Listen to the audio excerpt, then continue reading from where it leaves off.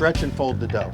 I'm going to do this 4 times over the course of this demo. And each time we do the stretch and fold, you'll see that the dough will change. It'll be as if it was being mixed.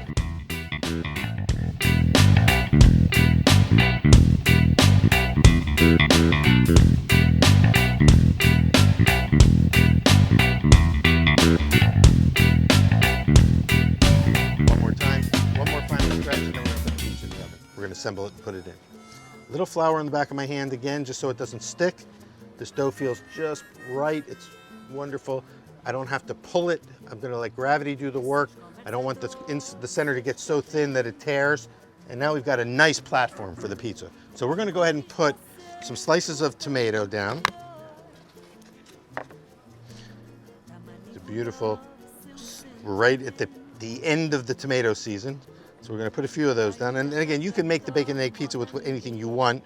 But since we have these, and I love the combination of tomato and bacon, and it's like a BLT, you know. Now I've got some grated provolone cheese from Belgioioso. They make beautiful American provolone. We love it, and I like it even more than pizza cheese, like mozzarella. So I'm going to cover this with enough cheese to kind of really tie it together. And I'm also going to throw down some sprigs of arugula. And I think before I do that, I'm going to put a little bit of the pancetta, which is like bacon. We'll put some of that in there, and it's only because we have it. Normally I'd use one or the other. I'd use bacon, I'd use pancetta, or I'd use guanciale, which is harder to find, but wonderful if you can find it. If you have a good butcher, you can ask about it. So now I'm going to get a little arugula in here, and the arugula will wilt. You could put it on after it comes out of the oven, but I like it to wilt a little. In fact, sometimes I put it on even under the tomatoes, just so it wilts and not burn. And so to keep it from flying off and burning, we'll put a little more cheese on there to anchor it down. So now what we have to do is make sure that when it goes in the oven, that it doesn't stick to this peel. We got this thing set up ahead of time. We got a nice platform to land over there. And let's see, so before I go to the oven, I'm gonna jiggle it and make sure that it's not stuck on the peel. See, once to stick to the peel, there's probably a spot that might be sticking.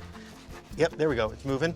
Okay, get that bacon on there that just fell. Okay, we're gonna take it to the oven. We're gonna slide it in.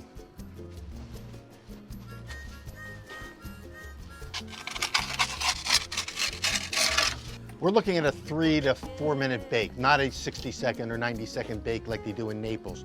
I'm gonna make a landing spot on our cutting board here in a second because I want to be able to cut the pizza. So we're gonna deal with the dough again, do another stretch and fold while the pizza's baking. Actually, and I need to get it out in a second because I want to get the egg on it. So, you can see it's starting to puff up and it's getting a little brown on one side because it's hotter on that side.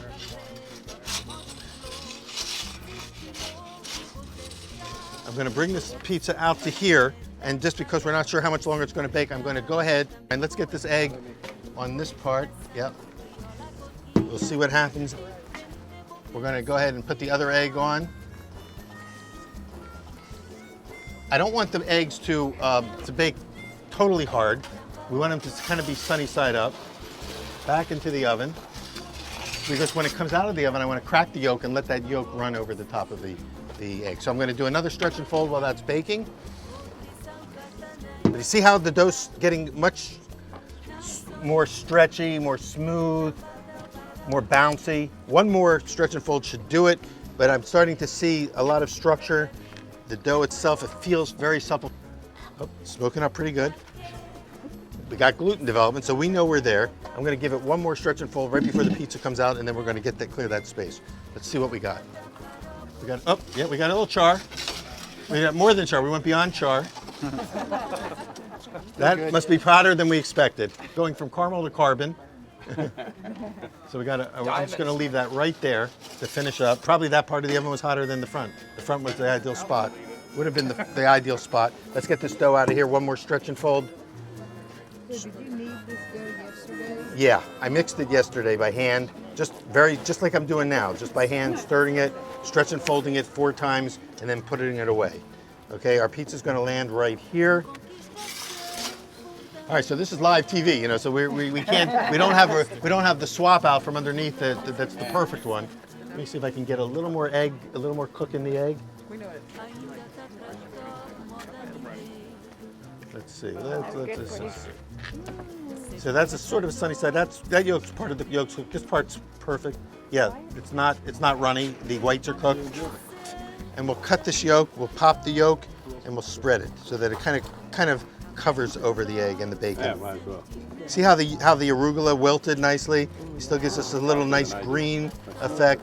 We don't really need to put any salt and pepper on this because the bacon and guanciale were already beautifully seasoned.